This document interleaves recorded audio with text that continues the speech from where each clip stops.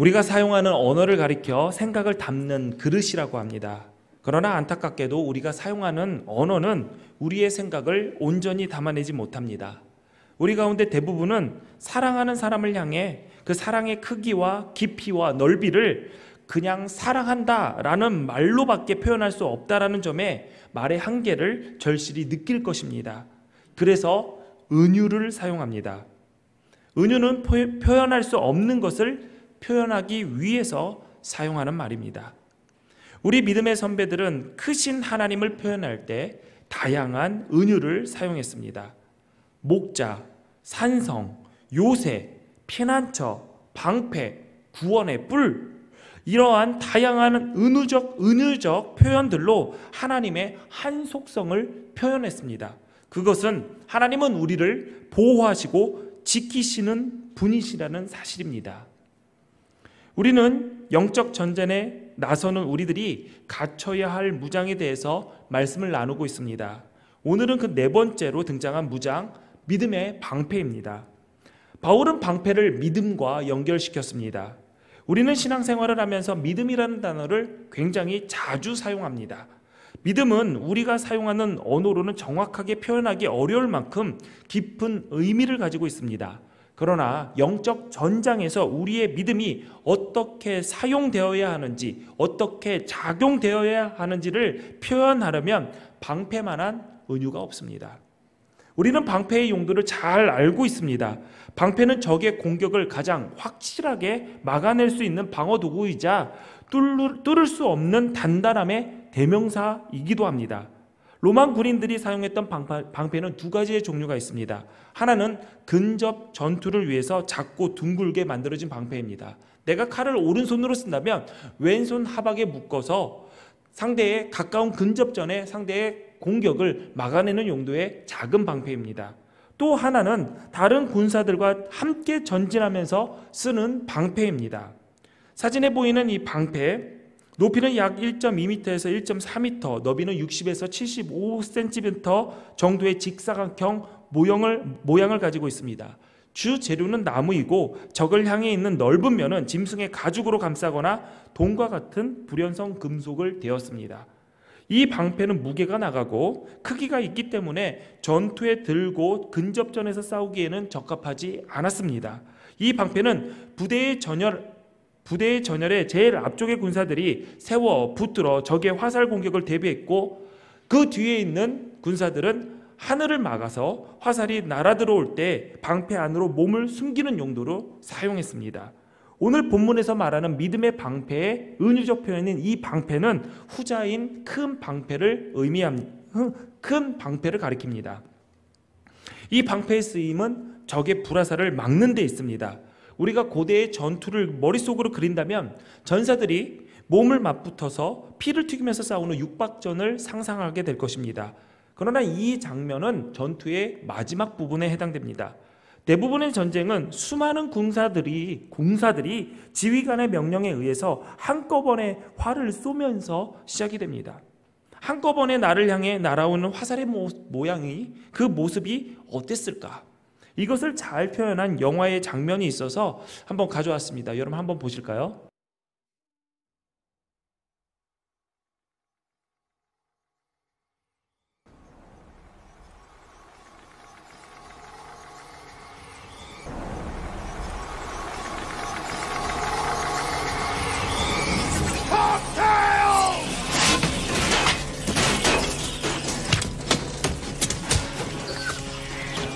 Persian cowards!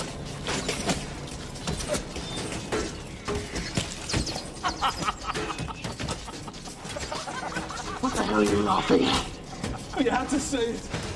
What? Fight in the shade.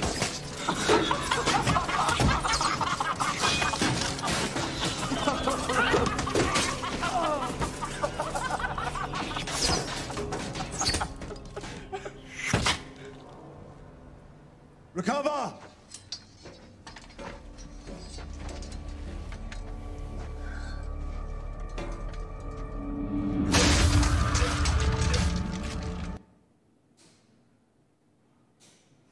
어니치.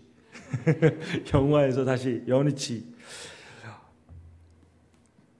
활의 공격은 나의 위험을 줄이고 적에게 타격을 줄 수 있는 가장 효율적인 방법 중에 하나입니다. 전투 중에 사상자의 80%가 이 활의 공격에 의해서 생깁니다.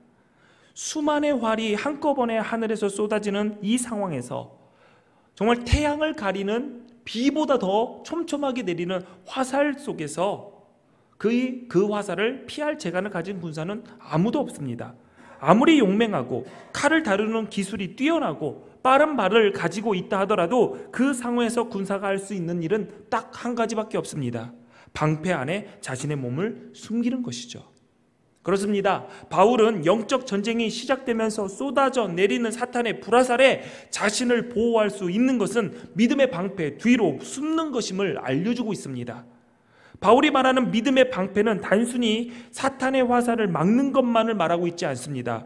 오늘 본문에서도 드러나 있듯이 믿음의 방패는 악한 자의 불화살을 끌 수 있습니다. 로마 군인들은 전투를 시작하기 전에 방패 겉면에 씌운 가죽에 물을 적셨는데, 이렇게 하면 적의 불화살이 나의 방패에 꽂혔을 때 자연스럽게 그 불화살에 불을 끌 수 있게 됩니다. 오늘 본문의 불화살을 소멸하고 라고 표현된 단어는 불을 끄다, 불을 진화하다 라는 뜻을 가진 스베사이의 번역입니다. 여러분, 불은 놔두면 번지게 되어 있습니다.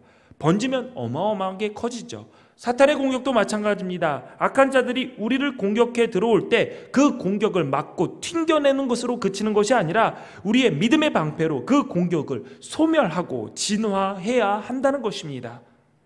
오늘도 영적 전장에 나간 우리를 향해서 사탄은 불화살을 쏘면서 전투의 시작을 알립니다. 하늘을 가득 메운 불화살을 향해 우리는 믿음의 방패를 들어서 사탄의 공격을 소멸해야 됩니다. 하나님의 전신갑주 이에 대해서 설명하는 말씀 중에 유일하게 등장하는 사탄의 공격 방법이 오늘 불화살입니다. 전장에서 화살을 쏘아대는 목적과 사탄이 영적인 전쟁에서 불화살로 우리를 공격하는 목적이 다르지 않습니다. 그것은 촘촘하게 짜여진 군대의 전열을 무너뜨리는 것입니다. 대부분의 전투의 시작이 활의 공격으로 시작되는 것이 이런 이유입니다. 전열을 무너뜨리기 전까지는 근접전, 육박전이 의미가 없습니다. 오히려 공격하는 쪽이 더 많은 피해를 얻게 되죠. 그래서 화살로 원거리에서 공격해서 그 군대의 전열을 흩트립니다. 현대전도 다르지 않습니다. 고대의 화살이었다면 지금은 포병이 포를 쏩니다. 미사일을 쏩니다. 그래서 적의 전열을 무너뜨립니다. 그런 후에 보병들이 진군해서 승리를 거머쥐게 되는 것이죠. 영적 전쟁의 시작에서 사탄이 가장 먼저 공격하고 타격을 주면서 얻고자 하는 결과는 바로 그리스도의 군대의 전열을, 공동체를 무너뜨리는 것입니다. 사탄이 가장 수월하게 생각하는 성도들이 어떤 부류일까요? 혼자서 신앙생활 잘할 수 있다라고 착각하는 사람들을 사탄은 가장 만만하게 생각합니다. 나 혼자 내 믿음을 잘 지킬 수 있어, 나는 내가 알아서 해 라고 착각하는 사람들은 사탄의 공격의 가장 첫 번째 먹잇감이 될 것입니다. 아무리 믿음이 좋다 하더라도, 아무리 주님을 사랑한다 하더라도, 아무리 성경을 많이 읽고 묵상해서 성경의 지식을 가지고 있다 하더라도 영적인 전투에서는 독불장군은 없습니다. 나 혼자서 잘할 수 있다라고 생각하는 사람들, 지금까지 모든 사탄의 공격에 무너졌습니다. 또 사탄의 공격은 지속적입니다. 그래서 한때 하나님을 위해서 그토록 헌신했던 사람들도 한순간에 무너집니다. 그렇게 섬겼던 하나님을 최선을 다해서 봉사했던 그 자리를 등을 돌려서 떠나버립니다. 성경에도 이런 사람들이 등장을 합니다. 그 중에 데마라는 사람이 있었죠. 사도 바울은 디모데 후서를 통해서 데마에 대해서 이렇게 표현합니다. 데마는 이 세상을 사랑해서 나를 버리고 데살로니가로 돌아갔다. 데마는 바울을 사랑했었습니다. 바울을 섬기는 하나님을 사랑했었습니다. 그래서 하나님을 위해 일하는 바울과 함께 일했습니다. 그러나 세상을 더 사랑했죠. 그래서 바울을 등졌고 바울이 믿는 하나님 또한 등졌습니다. 사탄은 지금도 관계와 괴계를 통해서 성도들을 속이고 단순하게 믿고 순종하며 함께 전진해야 할 신앙생활을 복잡하고 어지럽게 만듭니다. 순종이라는 것을 굉장히 억압이로 생각하게 만들죠. 성도의 마음을 공격해서 무기력하게 만듭니다. 낙심하게 합니다. 성도의 발을 공격해서 주저앉게 만듭니다. 행동하지 않게 만듭니다. 오늘도 영적 전장터에 나선 우리를 향해서 하늘에서는 비처럼 쏟아지고 들이닥치는 그 불화살들을 우리가 혼자 막는다? 그럴 수는 없습니다. 그것을 운 좋게 막았다고 칩시다. 그러면 그 공격 뒤에 사방에서 우겨싸며 들어오는 사탄의 공격은 어떻게 막을 것입니까? 절대로 혼자 할 수 있는 싸움이 아닙니다. 로마 구대의 뛰어난 전투력은 탁월한 조직력이 밑바탕되었기 때문에 가능한 것이었습니다. 그들은 알았습니다. 전쟁은 혼자서 하는 것이 아니다. 혼자서 해서 절대로 이길 수 없다. 그래서 로마 군사들은 사전에 약속된 신호에 따라서 함께 방패를 드는 훈련을 반복하고 또 반복했습니다. 신앙생활도 마찬가지입니다. 신앙생활은 함께 해야 합니다. 그래서 저는 늘 얘기합니다. 교회는 다니는 곳이 아니라 속하는 곳이다. 나는 이것저것 남들이 뭐라 하는 거 듣기 싫어요. 나는 남들 신경 쓰는 것도 귀찮아요. 남들이 나 알아주는 것도 불편해요. 그래서 조용히 아무도 모르게 신앙생활을 하고 싶어요. 날 그냥 내버려 두세요 라고 생각하고 말씀하시는 분들이 계십니다. 교회에서 숨을 곳을 찾는 분들이 계세요. 이러한 분들은 영적 전투의 심각성을 제대로 알지 못하는 분들입니다. 이런 분들 가운데 제대로 신앙생활을 하고 사탄의 공격에 승리하는 사람들은 아주 극소수입니다. 코로나19를 통해서 성도들이 함께하지 못하는 것이 안타까운 일이 아니라 이제는 자연스러워졌습니다. 처음에는 코로나 때문에 조심하겠다고 이야기하며 모임을 조심하고 모이지 않았던 것들이 시간이 지나면서 자연스럽게 예배까지 멀리하게 되었습니다. 그 다음에는 하나님을 멀리하게 되었죠. 코로나 때문에 잠깐 쉬겠습니다. 코로나 때문에 조심하겠습니다. 코로나 때문에 조금 있다가 괜찮아지면 나가겠습니다. 2년여 시간이 지나갔는데 처음에 그렇게 했던 분들 연락이 안 됩니다. 교회에 전화를 받지 않습니다. 무슨 말입니까? 그분들이 온라인을 통해서 예배를 한다고요? 예배하는 사람은 저랑 연락이 됩니다. 예배를 안 하는데 어떻게 하나님을 가까이 할 수 있겠습니까? 하나님을 멀리 떠났는데 그 돌아오는 길이 쉬울 것이라고 생각합니까? 아닙니다. 그렇지 않습니다. 사탄이 내버려 두지를 않습니다. 모일 수 없을 때는 모이지 못한 상황에서 모이는 것 같이 함께하는 것 같이 이런저런 방법을 시도했다면 함께 할 수 있을 때는 모이기에 힘써야 됩니다. 현재 우리 성인 교인들 가운데 97%가 백신을 접종했습니다. 2차 접종까지 마친 사람들도 10명 중에 7명이 넘습니다. 그것도 이번 달 중순이 넘어서면 97%가 2차까지 완료하게 됩니다. 오늘 기둥교회에서 예배드리는 성도 가운데 백신을 접종하지 않은 교인들은 3명입니다. 전 누가 안 맞았는지 압니다. 1부 때 예배 인원은 전원이 백신을 다 맞으셨습니다. 방역수칙을 지키고 조심하면 바이러스의 감염을 막을 수 있다는 것을 우리는 2년여의 경험을 통해서 알게 되었습니다. 이 사실은 지금 우리가 모이지 않는 이유가 코로나 때문이 아니라는 것을 말해줍니다. 그럼에도 불구하고 코로나를 이야기하는 것은 지금 사탄의 불화살이 내 몸에 박힐 틈을 열어주는 것과 같습니다. 어떤 사람들의 습관처럼 우리는 모이기를 그만하지 말고 서로 격려하여 그날이 가까워 오는 것을 볼수록 더욱 힘써 모입시다. 이제는 우리의 믿음을 점검하고 보일 때가 되었습니다.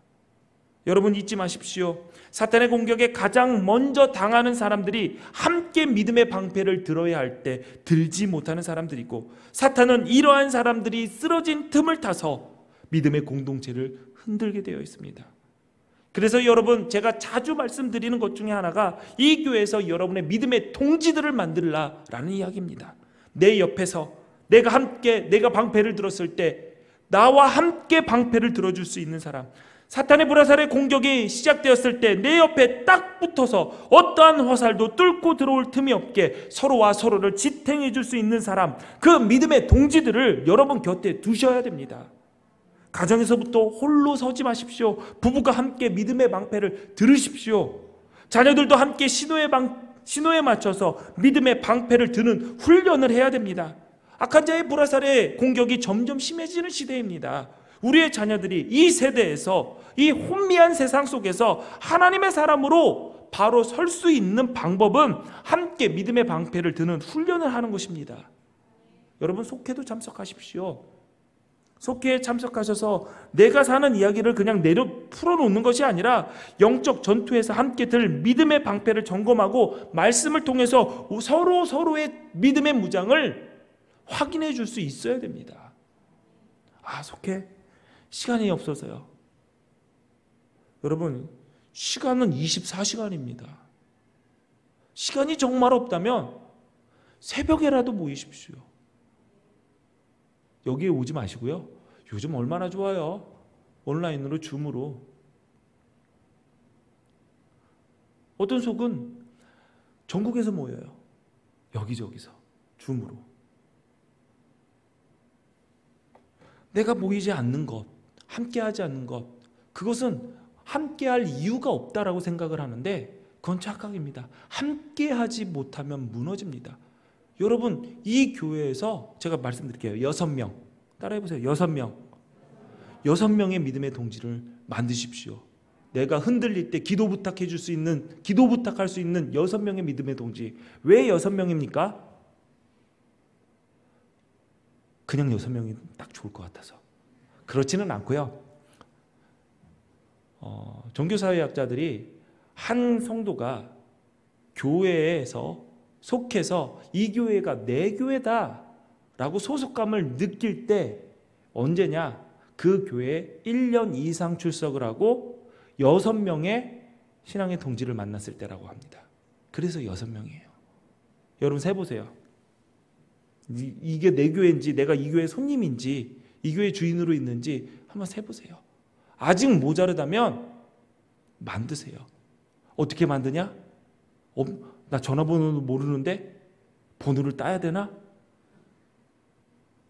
속회에 들어가십시오. 그러면요 자동으로 전화번호가 따입니다. 예? 전화번호 딴다고 하니까 무슨 딴 쪽 생각해서 막 벌써 얼굴 빨개지고 좋아하시는 분인데, 전화번호 따서 따는 소리 하지 마시고 말씀으로 모이고 말씀 안에서 함께 교제하고 말씀의 은혜를 나누셔서 여러분들 믿음의 무장을 재무장하시고 우리의 공동체를, 여러분을 흔들려는 사단의 공격이 왔을 때 여러분들의 속도들이 다 같이 믿음의 방패를 쫙 올려서 그 불화살이 쏟아지고 꺼지는 놀라운 기적의 역사를 여러분들이 체험하시기를 바랍니다. 방패의 또 다른 특징이 있습니다. 앞에 언급된 3개의 무기는 착용해서 고정하는 겁니다. 진리의 허리띠도 한번 묶으면 웬만하면 풀어지지 않습니다. 의의 호심경도 마찬가지입니다. 복음의 신 역시 착용하는 것입니다. 그런데 방패는 이러한 무기들과 차이점이 있습니다. 그것은 방패는 공격을 감지했을 때만 사용할 수 있게 됩니다. 무슨 말입니까? 호심경은 내가 위협을 감지하지 못해도 적의 공격을 막아줍니다. 이렇게 딴 데 보고 있는데 누가 푹 찔렀어요. 근데 호심경이 있어서 팅 튕겨놨어요. 호심경. 그때 호심경이 있는 걸 알죠. 언덕을 올라가는데 옆에 사람들 질질질질 미끄러져요. 근데 나는 안 미끄러지고 그 비탈길에서 서 있어요. 내 발에 복음의 신이 있구나. 그때 알게 되죠. 신나게 뛰어갔는데 바지가 질질질 흘러내려요. 진리의 허리띠가 벗겨졌었네. 그때서야 아는 겁니다. 근데 믿음의 방패는 달라요. 적의 공격을 감지했을 때만 착용하는 것이 아니었어. 그때 쥐어 들고 막는 것입니다. 방패가 방패로서의 역할을 감당하기 위해서는 무엇보다도 적의 공격을 감지할 수 있는 민감함이 있어야 됩니다. 이러한 방패가, 믿음이라는 것은 믿음의 방패를 들어 올려야 할 때와 내릴 때가 있듯이 우리의 삶 가운데서도 믿음을 작용시킬 때, 믿음이 작동되어야 할 때가 있다라는 사실입니다. 믿음과 지식, 어떠한 사실을 아는 것을 바탕으로 하고 있습니다. 그러나 믿음은 지식과 다른 차이가 있습니다. 지식은 상황을 판단하여 적절한 행동을 하는 데 도움을 줍니다. 그러나 믿음은 상황과 상관없이 그냥 우리의 행동을 이끕니다. 이러한 믿음도 필요할 때에 작동이 안 되면 아무런 소용이 없지요. 요한복음 11장을 보면 나사로의 죽음의 사건이 나옵니다. 나사로가 죽었다라는 소식을 듣자 예수님께서 급하게 나사로의 집을 찾아갑니다. 제일 먼저 예수님을 영접했던 사람은 마르다입니다. 마르다는 예수님이 계셨으면 오빠가 죽지 않았을 겁니다 라고 예수님께 말합니다. 그러자 예수님이 마르다에게 야, 내 오빠는 다시 살아날 거야 라고 말합니다. 그러자 마르다가 이렇게 얘기하죠. 아멘, 믿습니다. 부활의 때에 우리의 오빠도 다시 살아날 겁니다. 이러한 대화 속에서 우리가 잘 아는 말씀과 마르다의 믿음의 고백이 나옵니다. 요한복음 11장 25절에 예수께서 이르시되 나는 부활이요 생명이니 나를 믿는 자는 죽어도 살겠고 무릇 살아서 나를 믿는 자는 영원히 죽지 아니하리니 이것을 내가 믿느냐? 이르되 주여 그러하였다. 주는 그리스도시요 세상에 오시는 하나님의 아들이신 줄 내가 믿나이다. 마르다는 엄청난 믿음의 고백을 하는 거예요. 내가 부활이고 생명인데 너가 믿느냐? 아멘, 믿습니다.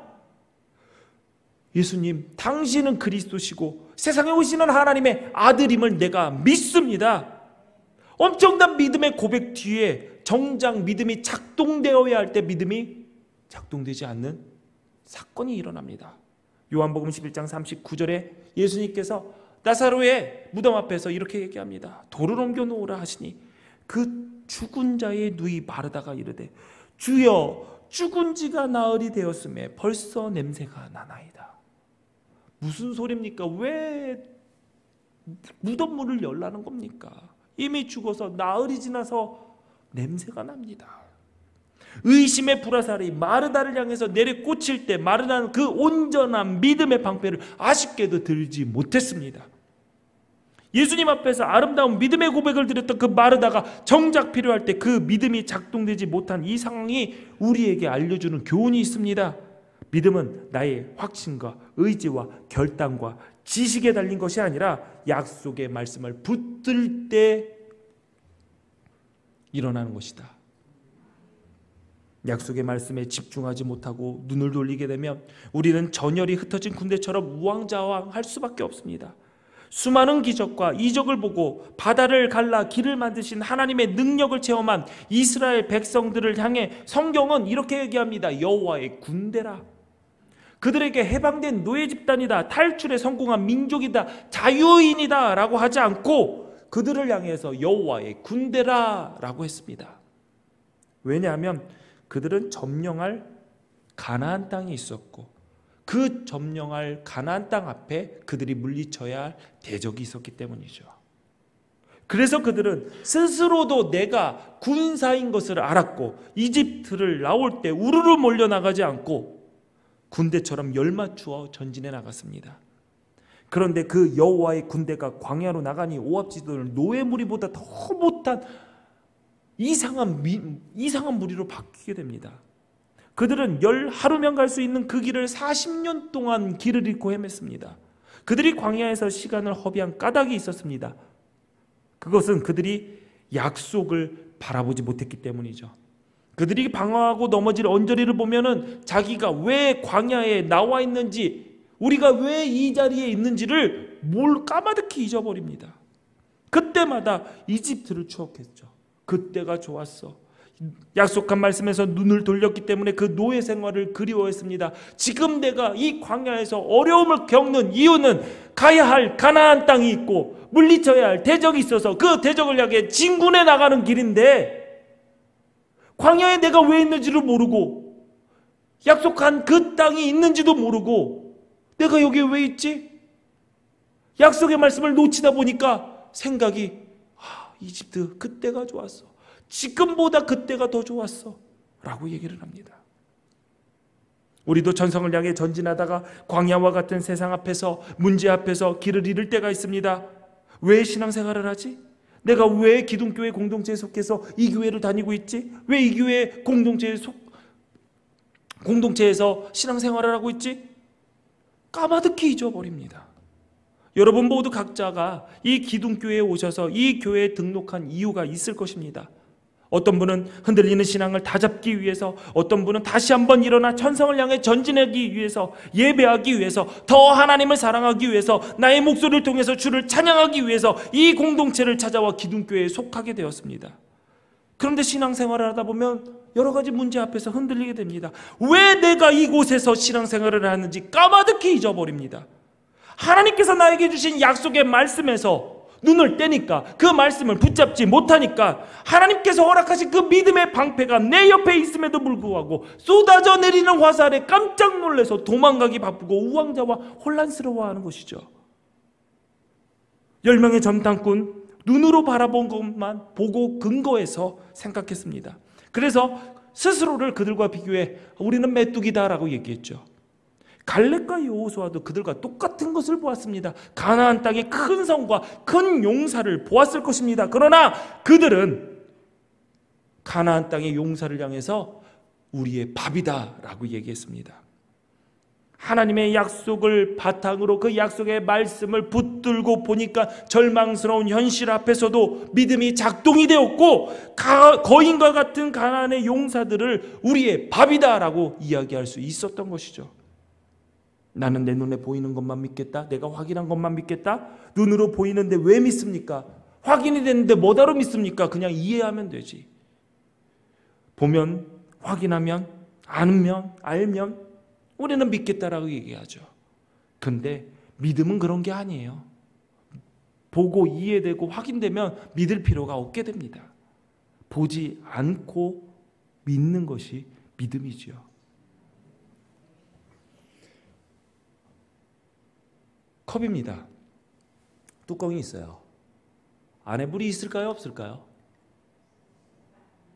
있어요. 있겠죠. 빈 컵이 여기에 올라올 리가 없겠죠. 목이 아파서 한 모금 먹었습니다. 어느 날 컵이 올라와 있길래 얼른 물을 먹어야겠다 하고 뚜껑을 열고 들었는데 가벼워요. 빈 컵이 올라온 거예요.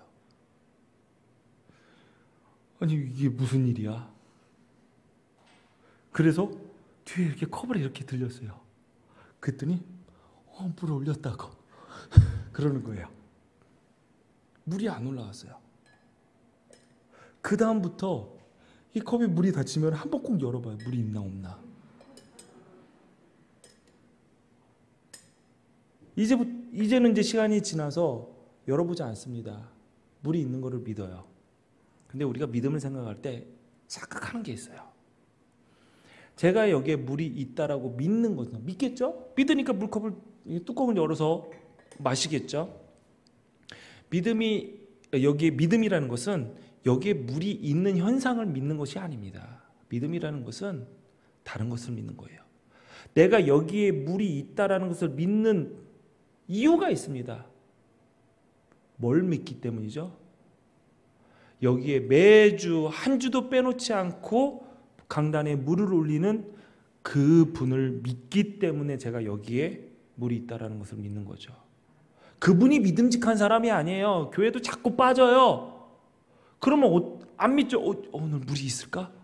그렇게 생각을 하겠죠. 믿음이라는 것은 현상을 믿는 게 아니라 그 현상을 가져오는 분을 믿는 거죠. 우리의 믿음도 마찬가지입니다. 어떠한 현상, 내가 바라보고 보이고 확인하고 그래서 하는 거 믿는 것이 아니라 모든 상황을 주관하시고 지금도 이 역사를 운행하고 계시는 하나님을 믿는 믿음으로 약속의 말씀을 믿고 내 앞에 눈앞에 보이는 그 어려움 속에서도 하나님께서 약속하셨으니 그 약속의 말씀을 붙들고 믿는 것이죠. 그러나 사탄은 현실에 집중하게 만듭니다. 약속으로부터 그 말씀으로부터 눈을 떼게 만듭니다. 현실에 집중하게 되죠. 내 상황은 이거밖에 안 돼. 현실만 보다 보면은 어떻게 됩니까? 이집트와 애국과 비교할 수밖에 없습니다. 우리는 이렇게 얘기하죠. 야, 내가 지금 예수 믿고 있는데 지금 내 상황이 내 꼬라지가 이게 뭐냐? 차라리 안 믿었을 때가 더 나았다. 차라리 안 믿었을 때가 지금보다 더 편하다. 차라리 안 믿었을 때 내가 지금보다 더 잘 나갔다. 주님을 몰랐을 때, 하나님을 멀리 떠났을 때, 아직도 절망의 자리, 심판의 자리, 멸망의 자리에 있을 때 그 자리를 그리워하며 우리도 똑같이 이야기합니다. 그때가 좋았어. 하나님의 약속의 말씀에 내 눈을 떼고 집중하지 못하면, 현실만 바라보면 나에게 믿음의 방패가 있어도 그 불화살에 다 맞아서 쓰러질 수밖에 없는 것이죠. 그러므로 믿음은 나에게 끌어오는 확신을 말하는 것이 아닙니다. 우리는 믿음, 확신을 이야기할 때 나의 의지와 결단을 근거한 믿음을 이야기할 때가 굉장히 많습니다. 나는 믿을 수 있어. 나는 확신해. 그러나 성경에서는 단 한 번도 믿음을 그렇게 얘기한 적이 없습니다. 내 생각이, 나의 이해가, 나의 결단이, 나의 의지가 나의 믿음의 바탕이 아닙니다. 믿음은 약속하신 하나님의 신실하심에 근거한 것입니다. 약속하신 그 모든 말씀을 끝까지 지키시는 그 하나님이 계시기 때문에 그 하나님을 바라보는 믿음이 나의 믿음의 근거입니다. 존 버년의 철로 역정을 보면 주인공 크리스천이 천성을 향해 가다가 너무 피곤해요. 돌도 많고 길도 좁고, 옆에 그 길을 보니까 잔디가 깔린 깨끗하고 넓은 길이 있어요. 보니까 방향도 비슷해. 똑같은 방향이야. 그래서 발을 한 짝 딱 올려놓습니다. 그 잔디 깔린 길을 밟으니까 얼마나 폭신폭신하고 느낌이 좋은지, 발 한 짝을 놓고 한 걸음씩 밟다 보니까 어느덧 보니 두 발이 다 들어왔어요. 그래서 걸어가야 할 왕의 길에서 빠져나와서 이 잔디밭길을 걸어갑니다. 그 길의 이름이 곁길초원입니다. 계속 걷다 보니 뭔가 이상한 느낌을 받아요. 이거 아닌 것 같은데? 그래서 원래 가야 할 왕의 길로 돌아가려고 하는데 천둥과 번개가 치면서 폭우가 내리기 시작하죠. 죽을 고비를 몇 번을 넘깁니다. 그러면서 지친 크리스천이 동굴을 하나 발견을 하고 그 동굴 속에 불을 펴놓고 잠을 청하는데, 그 동굴은 절망거인이 다스리는 땅입니다. 재밌지 않나요? 여러분 철로 역정 다 읽으셨죠? 만화로, 어렸을 때 만화로 읽은 거 빼고. 이 철로 역정은 성경 다음으로 많이 읽힌, 두 번째로 많이 읽힌 문학서적입니다. 그런데 성경 다음으로 두 번째로 많이 읽힌 문학서적인데 읽은 사람이 없어요. 그냥 대충 만화로 보면서 알고 있어요. 어찌됐든 여러분, 이게 동화라고 생각하고 어린이들이 읽는 책이라고 생각하면은 이 작품에 대해서 우리가 오해하는 겁니다. 지금 읽어야지 이해가 됩니다. 여러분의 신앙생활과 한번 비교해 보십시오. 여러분 여기저기 많이 갔다 왔을걸요. 이 말씀 무슨 책 파는 영업사원 같은데요. 일단 철로 역정 읽어보시면 됩니다. 별로 두껍지 않아요. 요만해요. 네. 만화책으로 읽지 마십시오. 네. 절망거인의 땅이에요. 절망거인이 아침에서 어슬렁어슬렁 걷다 보니까 동굴에서 쓰러져 자고 있는 지친 크리스천을 발견하게 됩니다.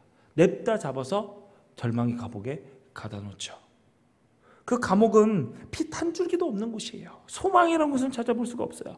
그런데 매일 절망고인이 찾아와서 그들에게 더 고통을 줍니다. 괴로움을 줍니다. 그러면서 이렇게 얘기하죠. 이 감옥을 나갈 수 있는 유일한 방법은 죽음밖에 없다. 그냥 죽어라. 매일 그러한 삶을 살아가다가 그때 크리스천과 함께 갇힌 소망이와 둘이 밤에 기도를 시작합니다. 밤새도록 기도합니다. 그리고 날이 새기 시작하죠. 근데 그 기도 가운데 크리스천이 갑자기 소리를 칩니다. 이런 바보 같으니, 지금 내 가슴에, 내 목에 약속이라는 열쇠가 걸려 있었잖아. 이 바보, 그걸 아직까지 몰랐어? 연기 잘하지 않나요? 네. 그래서 그 약속의 열쇠를 딱 꺼내서 감옥에 갇힌 큰 자물쇠를 넣어서 돌리니까 돌아가요, 안 돌아가요? 돌아가야죠. 딱 돌아가는 거예요. 그래서 천성에 갔다가 철로 역정입니다. 너무 갑자기 푹 끝나서 그런가요? 읽어보시면요, 여러 가지 에피소드가 있습니다. 너무 절망 속에 빠지니까, 감옥이라는 현실밖에 보지 못하니까, 그 자물쇠가 너무너무 커 보이니까 내 가슴에, 내 마음속에, 내 목에 걸려있는 약속의 열쇠가 있는지도 모르는 거예요. 그냥 그거 꺼내서 돌려가지고 도망치면 되는 거였는데, 우리에게 하나님의 약속이 있다는 것을 우리는 잊지 말아야 됩니다. 우리를 쓰러뜨리는 사탄의 불화살도 하늘에서 불덩이가 떨어지는 것처럼 보일 것입니다. 본문의 불화살 복수로 쓰여 있어요. 당연하죠. 사탄의 공격이 어떻게 단발로 끝나겠습니까? 염려, 낙심, 건강의 문제, 재정의 문제, 앞으로 미래에 대한 불안함, 노후의 문제, 아무것도 할 수 없는 좌절 속에서 소망이라는 것은 절대로 찾아볼 수 없는 절망 가운데서 우리가 할 수 있는 것은 약속의 말씀을 기억하는 것이죠. 방패는요, 뒤에 숨는 겁니다. 약속의 말씀 뒤에, 믿음의 방패 뒤에 숨는 것입니다. 사탄이 공격해 들어올 때 내가 나의 멋진 믿음을 드러내면서 방패를 쫙 보이는 것이 믿음의 방패를 사용하는 것이 아니라, 우리는 그냥 사탄의 공격이 들어올 때 그 방패 뒤에 숨는 겁니다. 약속의 말씀 뒤에 숨는 것입니다. 여호와여, 주는 나의 방패시요 나의 영광이시요 나의 머리를 드시는 자이시니이다. 내가 나의 목소리로 여호와께 부르짖으니 그의 성산에서 응답하심도다. 내가 누워 자고 깨었으니 여호와께서 나를 붙드심이로다. 천만인이 나를 애워싸고 진친다 하더라도 나는 두려워하지 아니하리이다. 내 영혼아, 내가 어찌하여 낙심하며 어찌하여 내 속에서 불안해하는가? 너는 하나님께 소망을 두라. 그가 나타나 도우심으로 말미암아 내가 여전히 찬송하리로다. 여호와는 나의 빛이시오 나의 구원이시니 내가 누구를 두려워하리요? 여호와는 내 생명의 능력이시니 내가 누구를 무서워하리요? 군대가 나를 대적하여 진칠지라도 내 마음이 두렵지 아니하며 전쟁이 일어나 나를 치료할지라도 나는 여전히 태어나리로다. 지존자의 은밀한 곳에 거주하며 전능자의 그늘 아래 사는 자여, 나는 여호와를 향하여 말하기를 그는 나의 피난처요 나의 요새요 내가 의뢰하는 하나님이라 하리니, 천명이 내 왼쪽에서 만명이 내 오른쪽에서 엎드러지나 이 재앙이 내게 가까이 하지 못하리로다. 하나님이 이르시되 그가 나를 사랑한즉 내가 그를 건지리라. 그가 내 이름을 안즉 내가 그를 높이리라. 여호와는 나의 목자시니 내게 부족함이 없으리로다. 내 평생의 선하심과 인자하심이 반드시 나를 따르리니 내가 여호와의 집에 영원히 살리로다. 아멘. 아멘으로 받으십시오. 나를 흔드는, 또 우리의 공동체를 무너뜨리는 사탄의 관계 앞에서 중요한 것은 내가 믿음의 방패, 약속의 말씀이 있다라는 사실을 잊지 않는 것입니다. 내 옆에 든든한 방패가 있음을 잊으시면 안 됩니다.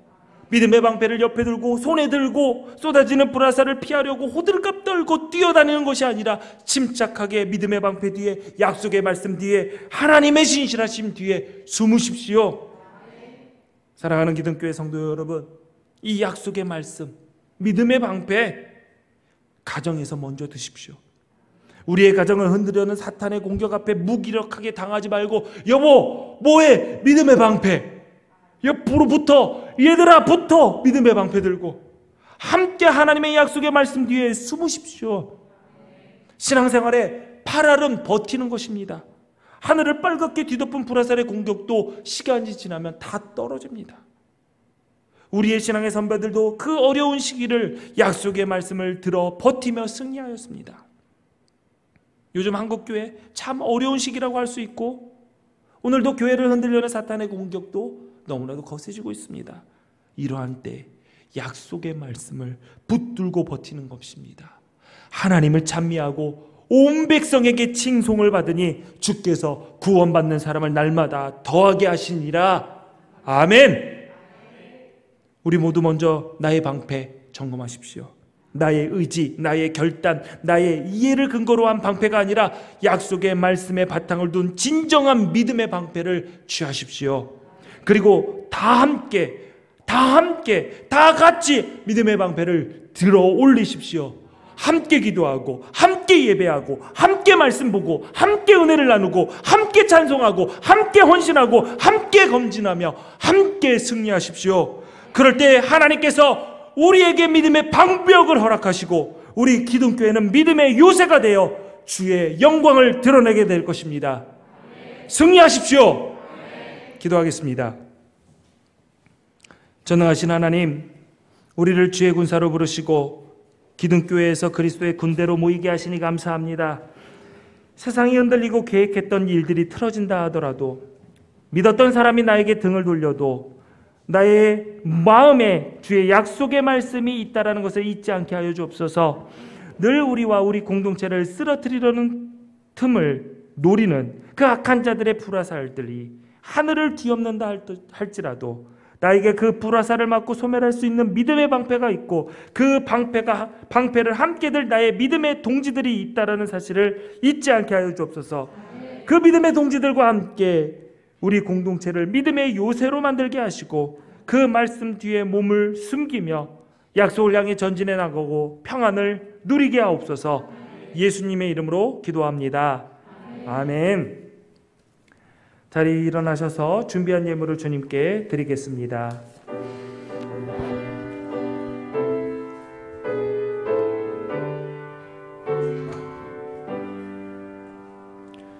모든 것이 주께를 근거하시니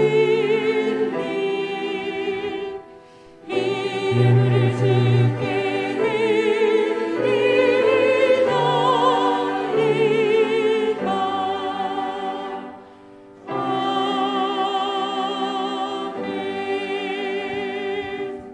드리신 예물 위해서 기도하겠습니다. 하나님, 예배의 자리에 빈손으로 오지 않고 세상에 살며 얻은 소득을 구별하여 하나님께 드립니다. 하나님, 이 예물 속에 나의 기도의 제목과 나의 마음과 나의 삶 전체를 하나님께 같이 올려드립니다. 하나님, 받아주시옵소서. 하나님께서 허락하신 것들로 하나님의 일을 감당하게 하시니 감사합니다. 주님께서 맡겨주신 그 물질을 주님의 뜻대로 잘 사용할 수 있는 지혜를 허락하여 주옵소서. 이 물질 때문에 시험 당하거나 낙심하지 않게 하시고, 물질이 많으면서 물질이 많음으로 교만하지 않게 하시고, 또한 물질을 따라서 살거나 물질에 의지하지 않도록 하나님 우리에게 지혜를 허락하여 주시고, 하나님께서 때를 따라 돕는 은혜로 늘 함께 하시고 그 주님의 뜻을 이루어 나가는 우리 기둥교회 성도들의 삶 되게 하여 주옵소서. 이 예물을 맡아 사용하는 기둥교회도 함께 하여 주셔서 인간의 생각과 욕심이 아닌 하나님의 뜻을 이루는 일에 지혜롭게 사용할 수 있도록 인도하여 주옵소서. 예수님 이름으로 기도합니다. 아멘.